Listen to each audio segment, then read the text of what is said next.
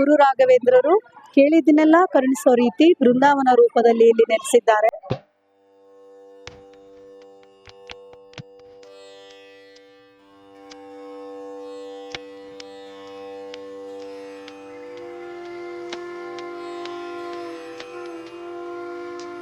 ನಮಸ್ಕಾರ, ನನ್ನ ಹೆಸರು ಸವಿತಾ ಷಡಕ್ಷರಿ ಅಂತ.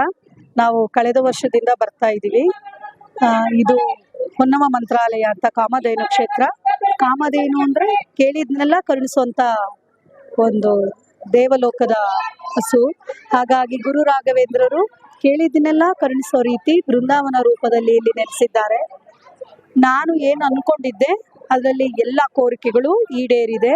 ಹಾಗಾಗಿ ಇದು ನಮಗೆ ಮಂತ್ರಾಲಯದಷ್ಟೇ ಪರಮ ಪವಿತ್ರ. ಹಾಗಾಗಿ ನಾನು ಒಬ್ಬ ಶಿಕ್ಷಕಿಯಾಗಿದ್ದು ಸಮಯ ಸಿಕ್ಕಾಗಲೆಲ್ಲ ಅಂದರೆ ರಜಾ ದಿನಗಳಲ್ಲಿ ತಪ್ಪದೆ ನಾನು ಇಲ್ಲಿಗೆ ಬರೋಕ್ಕೆ ಇಷ್ಟಪಡ್ತೀನಿ.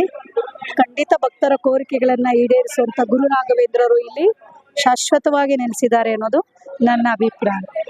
ನನ್ನ ಮಗ ದೊಡ್ಡವನು ರೋಹಿತ್ ಅಂತ, ಅವನಿಗೆ ಮೆರೈನ್ ಇಂಜಿನಿಯರಿಂಗ್ನಲ್ಲಿ ತುಂಬ ಇಂಟ್ರೆಸ್ಟ್ ಇತ್ತು. ಬಟ್ ಅವನಿಗೆ ಹೆಲ್ತ್ ಇಶ್ಯೂ ಇತ್ತು.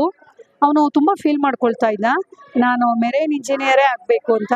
ಅಲ್ಲಿ ಹೆಲ್ತ್ಗೆ ಜಾಸ್ತಿ ಪ್ರಿಫರೆನ್ಸ್ ಕೊಡ್ತಾರೆ.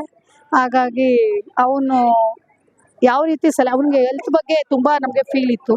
ಇಲ್ಲಿಗೆ ಬಂದು ಕೇಳ್ಕೊಂಡ್ಮೇಲೆ ಅವನಿಗೆ ಹೆಲ್ತು ತುಂಬ ಒಳ್ಳೆ ರೀತಿಯಲ್ಲೂ ಸುಧಾರಿಸ್ತು. ಮತ್ತು ಅವನು ಪರ್ಫೆಕ್ಟಾಗಿ ಹೆಲ್ತ್ ಎಲ್ಲ ಮೆಡಿಕಲ್ ಚೆಕಪ್ಪಲ್ಲಿ ಪಾಸಾಗಿ ಈಗ ಅವರು MS ಮಾಡ್ತಾ ಇದ್ದಾನೆ ಗೋವಾದಲ್ಲಿ ಮೆರೈನ್ ಇಂಜಿನಿಯರ್ ಆಗೋದಕ್ಕೆ. ಅದು ಇಲ್ಲಿಗೆ ಬಂದಮೇಲೆ ದೇವ್ರು ಕೊಟ್ಟಿರೋಂಥ ಪ್ರೀತಿಯ ಉಡುಗೊರೆ ಅಂತ ನಾನು ಅನ್ಕೊಳ್ತೀನಿ.